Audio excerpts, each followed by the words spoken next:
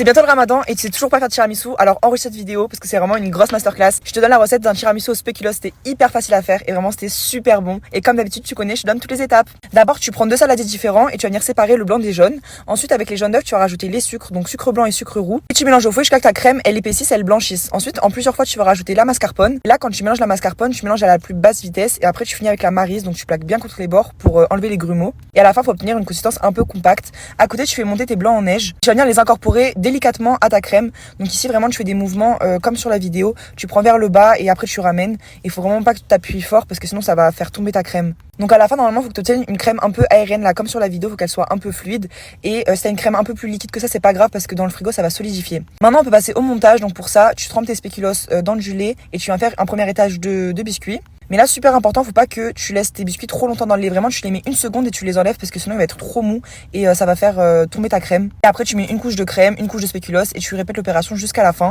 Et la dernière couche, c'est une couche de crème. Et après, tu fais fondre un petit peu de pâte à tartiner de spéculoos. Tu les mets dans une petite poche à douille, tu fais des traits comme sur la vidéo. Et avec un cure-dent, tu vas venir faire des traits à l'horizontale. Et entre chaque trait, t'enlèves le surplus de crème sur le cure-dent. Ensuite, tu tournes le moule et tu fais pareil de l'autre côté pour faire du coup le motif sur le dessus. Tu secoues un peu pour homogénéiser le tout. Ensuite, tu essuies les bords avec un sopalin pour enlever l'excédent de crème. Tu rajoutes des spéculoos et après tu mets au frigo pendant 3 heures minimum. Allez, régale-toi!